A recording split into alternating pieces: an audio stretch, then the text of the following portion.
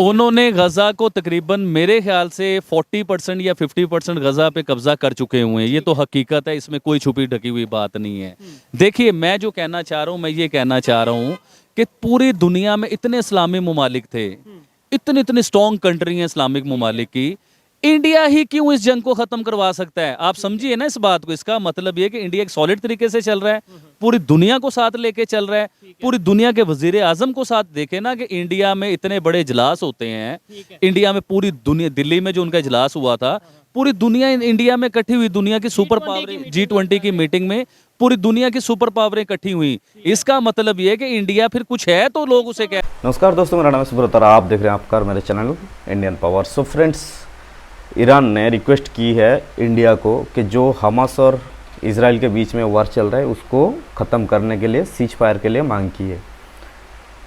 ना अरब का किसी कंट्री को, ना पाकिस्तान को, ना किसी भी बड़े बड़े अदर्स कंट्री को, किसी को रिक्वेस्ट नहीं भेजा तो सिर्फ इंडिया को। तो हम लोग देखेंगे जो पाकिस्तान का चैनल रियल इंटरटेनमेंट टीवी का एक इंटरव्यू, जहाँ पे आबिद अली, जिनको कहा जाता है कि भाई नरेंद्र मोदी का सबसे बड़ा फ़ैन है पाकिस्तान का, उनका क्या विचार है इसके बारे में कि एक टाइम पे हम फ़लस्तीन का जो मुस्लिम्स है उनके लिए हम लोग हमदर्द जताते हैं, लेकिन उल्टे तरीके से हम अफ़गानी जो मुस्लिम हैं उनको धक्के मार के बाहर निकल रहे हैं।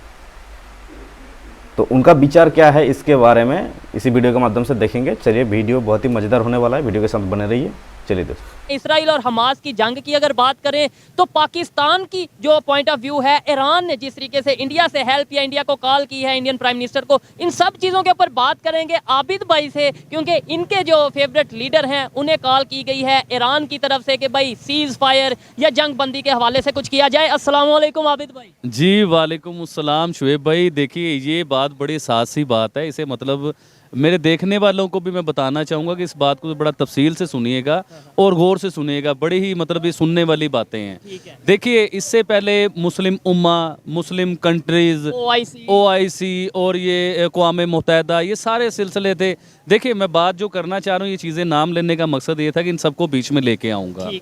देखिए, आज ईरान, जिस ईरान को हम समझ रहे थे, शुरू से न्यूज़ में जो हम सुन रहे थे और हर जगह पे देखने को मिल रहा था कि ईरान मुस्लिम उम्मा के लिए खड़ा हुआ है, हमास के साथ, फ़लस्तीन के साथ, और हमास को ये ईरान जो है सपोर्ट भी कर रहा है, बम भी दे रहा है, टैंक भी दे रहा है। सुनने में आ रही थी बातें, इसका 100% पता नहीं है, लेकिन सुनने में आ रहा था कि जो ईरान है पूरी हेल्प करेगा। देखिए, कहाँ गए वो 52 मुल्क मुसलमानों के? सर समझिए मेरी बात को, आज कहाँ हैं वो 52 मुल्क? कहाँ गया सऊदी अरेबिया? कहाँ गया पाकिस्तान? कहाँ गए और सारे ममालिक मुसलमानों के? आज ईरान फ़ोन करता है इंडिया के प्राइम मिनिस्टर नरेंद्र मोदी साहब को और उन्हें कहता है कि इस जंग का अगर पैचअप और ख़ात्मा कोई करवा सकता है तो मोदी जी आप हैं, तो आप इस जंग का फैसला करवा सकते हैं। अब मुझे बताइए, आपका OIC कहाँ गया? ये 52 मुल्क मुसलमानों के कहाँ गए? 57 मुल्क मुसलमानों के कहाँ गए? अभी देखिए, जिसे हम लोग सारी जिंदगी, चीज़ ये है कि बड़ी बात ये है कि आज मैं खुद शुरू से, जिस दिन ये पहले दिन ये जंग स्टार्ट हुई, उस दिन से मैं और आबिद भाई कहते रहे हैं कि भाई इंसानियत के लिए बेहतरी होनी चाहिए, जंग ख़त्म होनी चाहिए। तब पाकिस्तान में भी बहुत से लोग ये कहते रहे, नहीं नहीं जी, दुनिया के तमाम इस्लामिक कंट्री इकट्ठे हो जाएंगे, अब जंग स्टार्ट हुई है, अब हम फतह ही करेंगे, ये करेंगे। अब ईरान को भी सीज फायर याद आ रहा है, अब दुनिया के दूसरे इस्लामिक कंट्री भी यही कह रहे हैं जंग बंदी होनी चाहिए। लेकिन पाकिस्तान में आज भी रैलियाँ निकल रही हैं, आज भी जो सा वो कहा जा रहा है हम जिहाद पे जाएंगे और ये चीज़ें, मतलब हम इसके ऊपर मैं आपको बताना चाहता हूँ। सबसे पहले हमें पाकिस्तानियों को अपने पाकिस्तान को देखना है। देखिए, आज भी हमारे कुछ फौजी शहीद हुए, पिछले दिनों में भी शहीद हो रहे हैं बलोचिस्तान। जी हाँ, अभी हमें चाहिए कि अफगानिस्तान के साथ अपने मामलात को सीधा करना, या और किसी कंट्री के साथ हमारे मामलात खराब हो रहे हैं उसे सीधा करना।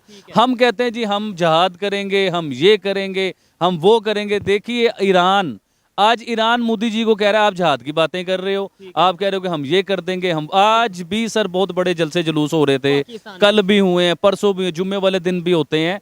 तो देखिए, ईरान क्या बात कर रहा है? ईरान कह रहा है कि इंडिया के जो प्राइम मिनिस्टर मोदी हैं वो चाहें तो इस जंग को खत्म सिर्फ वो ही करवा सकते हैं। सुनिएगा सुनिएगा कि उन्होंने ये बोला कि भाई आप अपना जोर पूरा, जितनी भी पावर लगा सकते हैं जंग को रोकने के लिए आप लगाएं। उन्होंने रिक्वेस्ट किया है। शुएब भाई, पिछली कुछ वीडियो मेरी निकाल के देखिए, हम लोगों ने इसके ऊपर एक पूरा शो किया हुआ है उसके बीच में मैंने ये बात की थी कि मोदी साहब भी इस जंग का पैचअप करवा सकते हैं, इस जंग को ख़त्म करवा सकते हैं।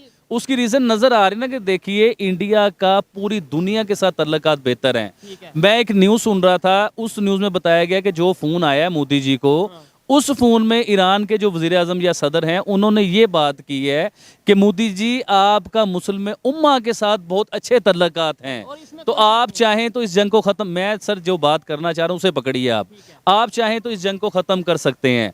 अब हम पाकिस्तानी जो सारा दिन अपने टीवी पे, अपने चैनल्स पे, हर जगह पे दिखाते हैं कि इंडिया मुसलमानों का दुश्मन है, उधर ये बताया जा रहा है कि इंडिया का मुस्लिम उम्मा के साथ बहुत अच्छे तल्लकात हैं। आप ईरान कह रहा है, ये ईरान कह रहा है, और इसकी वर्डिंग पे गौर करें कि हम सारी जिंदगी क्या कहते रहे। और दूसरे ममालिक देखिए ना, सऊदी अरेबिया इंडिया के साथ बेहतरीन तल्लकात हैं, अवार्ड देते हैं इन्हें। इजिप्ट की बात इजिप्ट की कर लें, यूएई की कर लें, अफगानिस्तान की कर लें, इंडिया को अवार्ड देते हैं।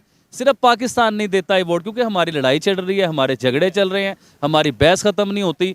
देखिए मैं हमेशा कहता हूँ, जैसे दुनिया में इतने मुल्क हैं मुसलमानों के और इंडिया के साथ उनकी दोस्ती है, कारोबार कर रहे हैं, उसे लेके चल रहे हैं साथ, ये सारा कुछ हमें जहाज से, हमें जंग से बाहर निकल के पैचअप की तरफ आना चाहिए। मैंने हमेशा पीस की बात की है।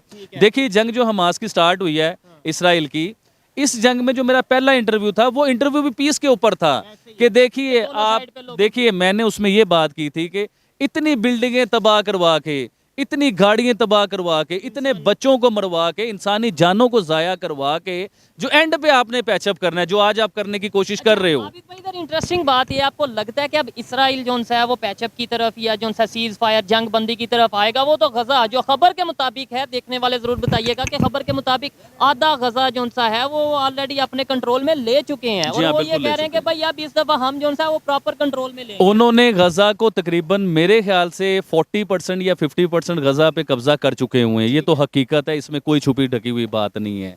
देखिए मैं जो कहना चाह रहा हूँ, मैं ये कहना चाह रहा हूँ कि पूरी दुनिया में इतने इस्लामी ममालिक थे, इतनी इतनी स्ट्रॉन्ग कंट्री हैं इस्लामिक ममालिक की, इंडिया ही क्यों इस जंग को खत्म करवा सकता है? आप समझिए ना इस बात को। इसका मतलब ये कि इंडिया एक सॉलिड तरीके से चल रहा है, पूरी दुनिया को साथ लेके चल रहा है, पूरी दुनिया के वजीर आजम को साथ। देखे ना कि इंडिया में इतने बड़े इजलास होते हैं, इंडिया में पूरी दुनिया, दिल्ली में जो उनका इजलास हुआ था, पूरी दुनिया इंडिया में इकट्ठी हुई, दुनिया की सुपर पावर G20 की मीटिंग में पूरी दुनिया की सुपर पावरें इकट्ठी हुई। इसका मतलब ये है कि इंडिया फिर कुछ है, तो लोग उसे कह रहे हैं ना। आज हमारा जो नेबर कंट्री है वो इस पोजीशन पे आ चुका है कि वो दुनिया में जो उनसे कॉन्फ्लिक्ट्स चल रहे हैं उनके फैसले करवा सकता है, या उनके दरमियान बैठ के मतलब मामलात को बेहतरी की तरफ ला सकता है। और पाकिस्तान की इस टाइम ये कंडीशन है कि अफगानिस्तान के साथ लड़ते नजर आ रहे हैं। आबिद भाई चाइना, रशिया, अमेरिका, ये बड़े बड़े कंट्रीज हैं, इंटरनेशनल पावर्स हैं ये, इनको इस टाइम पे जब ये स्टेटमेंट ईरान की तरफ से जाती है कि भाई इंडिया या इंडियन प्राइम मिनिस्टर जो है अपना फुल फोर्स लगाएं, फुल अपनी पावर लगाएं जंग बंदी के लिए, तो आपको नहीं लगता कि ये सब कंट्रीज की वैल्यू कम हो गई? सर मैं इसके ऊपर एक एग्जांपल देता हूँ आपको, उसे गौर से सुनिए। इस टाइम अमेरिका कहे जंग बंदी के लिए तो अमेरिका सुपर पावर है, उसकी भी नहीं मानी जाएगी। ऑस्ट्रेलिया, जितने बड़े बड़े यूरोप के ममालिक हैं जिन्हें हम कहते हैं कि सुपर पावर के साथ हैं, सुपर पावर लेवल पे हैं, ये सब भी चालें तो जंग बंद नहीं हो सकती। ये मैंने पहले भी इंटरव्यू में कहा हुआ है। ये जंग बंद होगी हमेशा इसी बेस पे कि इंडिया बीच में किरदार अदा करे, और इंडिया के कहने पे ये जंग बंद हो सकती है। आप ज़हन बना लीजिए अपना। उसके अलावा देखिए क्यों बंद हो सकती है, दुनिया की सारी सुपर पावरें इंडिया के साथ हैं, इंडिया के साथ बिजनेस करते हैं, इंडिया के साथ ट्रेड करते हैं, इंडिया के फार्मूले यूज करते हैं वो लोग, हो गया अपने रिलेशन बेहतर कर रहे हैं। एक चीज मैं और देखने वालों को बता दूं कि जो लोग आबिद भाई को देख रहे हैं उसके अलावा ऑफ दी कैमरा जो लोग देखते हैं, कैमरा मैन अगर दिखाएं कि किधर इधर मार्केट में और रात का टाइम है, अभी ये देखें किस तरीके से लोग खड़े होकर आबिद भाई की बातें सुन रहे हैं इस टाइम पे। क्या कहना चाहेंगे आबिद भाई, आपको लगता है कि आपकी बातें पाकिस्तान में भी उस तरीके से देखी जा रही हैं, सुनी जा रही हैं? लोग कुछ थोड़े बहुत 10, 20, 100, 50 लोग समझ रहे हैं, क्योंकि ऑडियंस ज़्यादातर इंडिया से है। हमारा मकसद यह है कि पाकिस्तान को समझाया जाए, पाकिस्तान के लोगों को समझाया जाए। जी शुएब भाई, मैं ना यकीन मानिए सच के ऊपर बड़ा बिलीव करता हूँ। सच वक्ती तौर के लिए परेशान जरूर हो सकता है, लेकिन हमेशा के लिए नहीं हो सकता। एंड पे सच की जीत होती है। देखिए मेरी बात को समझिए, मैंने अगर सच की बात शुरू की तो सब ने मुझे बुरा भला कहा, आपके सामने है, सब मुझे कहते थे। आज उन लोगों को इंटरनेशनल मीडिया ये बातें बता रहे। देखिए ना, ईरान ने अगर फ़ोन किया इंडिया को, मुस्लिम ममालिक ने इंडिया की हेल्प मांगी है, जिसे हम काफर कहते हैं, यहूदी कहते हैं, हिंदू कहते हैं, बुरा कहते हैं, मुसलमानों का कातिल कहते हैं, जिसे आज मुस्लिम उम्मा सब इंडिया की तरफ देख रहे हैं कि इस जंग को किस तरह बंद करवाया जाएगा। तो यकीन कीजिए आज वो टाइम आ गया सर, आज वो टाइम आ गया कि मेरी ऑडियंस, मेरे पाकिस्तानी लोग भी जो है ना, अब मेरी बात को समझना शुरू हो गए हुए हैं। देखिए, सब नहीं समझते, बीच में कुछ जाहिल लोग होते हैं जो पढ़े लिखे नहीं है सर, जो पढ़े लिखे नहीं है, जिन्हें तालीम नहीं मिली, उन्हें समझ ही नहीं है सही बात का, अच्छे का और बुरे का।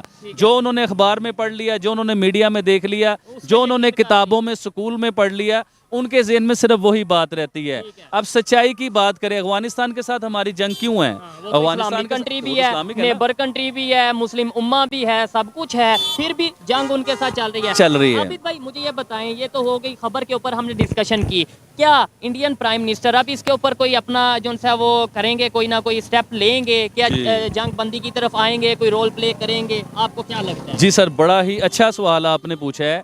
इंडिया को ऑफर हुई है। देखिए, मैं हमेशा कहता हूँ मोदी जी पूरी दुनिया को लेके चलते हैं और मोदी जी का मिशन ही पीस है। यकीन कीजिए, हमारे वाला जो मिशन है वही मोदी जी का मिशन है।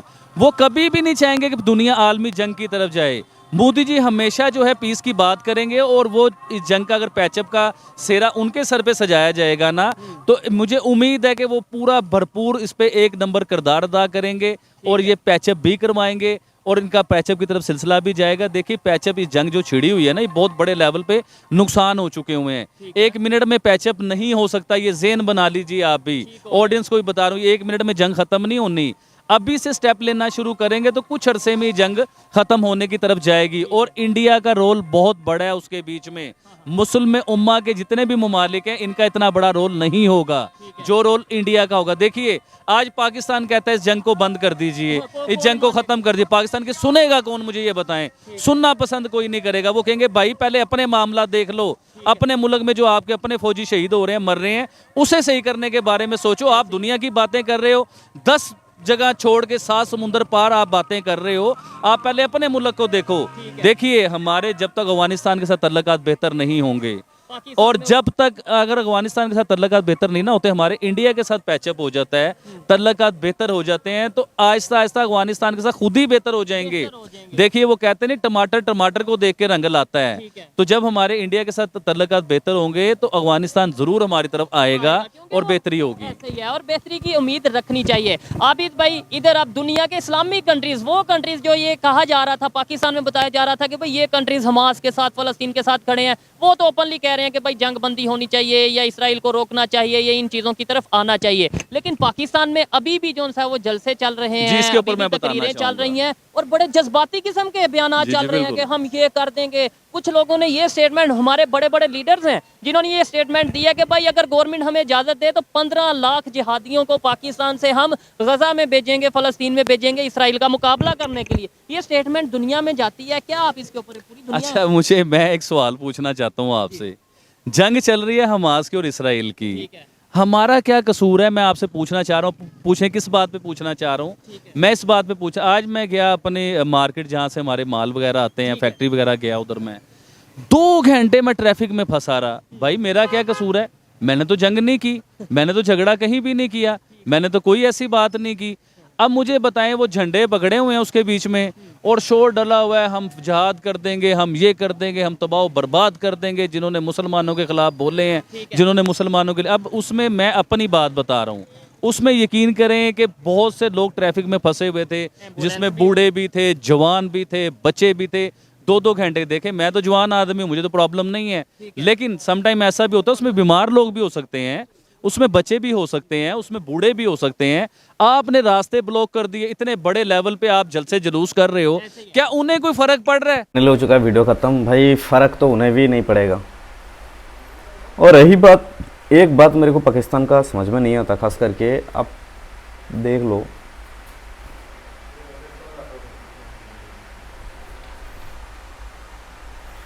सो फाइनल हो चुका वीडियो खत्म। अगर हम बात करेंगे भाई, फ़र्क तो उन लोग को भी नहीं पड़ रहा है, लेकिन एक बात मेरे को समझ में भी नहीं आता कि भाई चाहे वो मुस्लिम हो या फिर किसी भी कास्ट का हो, तो जब कोई गलत करता है तो उसको साथ देना ज़रूरी होता है क्या, सिर्फ मज़हब के या फिर धर्म के बेसिस पे? जब हमास फ़लस्तीन का जो मिलावट जो संस्था है उसने गलत किया है तो उसका साजा तो भुगतना पड़ेगा ना। बेगुनाह 1400 आदमी को सरेआम गोली मार देना, 200 के ऊपर आदमी को बंदी बना लेना, गलत काम तो किए, लेकिन जो गलत काम करने के बावजूद जो मुस्लिम कंट्री उनको सपोर्ट करने आ जाते हैं सिर्फ मज़हब के दम पे, तो वो गलत है। ऐसा नहीं होना चाहिए। जो चीज़ गलत है तो उसके हिसाब से सपोर्ट देना ज़रूरी नहीं है, खास करके जब आपका घर में खुद का प्रॉब्लम चल रहा है। जब पाकिस्तान का अपने खुद का देश पे प्रॉब्लम चल रहा है तो हम दूसरे पे क्यों टांग अड़ाने जाएं, पहले खुद तो सुधारें। बाकी आबिद भाई का जो बात है अच्छा लगा, क्योंकि उनका हर बार भाई अच्छा लगता है जब भी बात करते हैं, जितने बार भी बात करते हैं। जो मतलब एक होता है ना रियलिटी जो होता है, तो उनको रियलिटी पता है और आके सामने में भी रखते हैं उनका जो मन का जो विचार है। तो बाकी इस वीडियो में आप लोग का क्या रिएक्शन है, क्या बात है, प्लीज़ कमेंट सेक्शन में ज़रूर बताइए। मिलते हैं नेक्स्ट वीडियो में, तब तक के लिए आप आपका ख्याल रखिएगा। धन्यवाद, जय हिंद।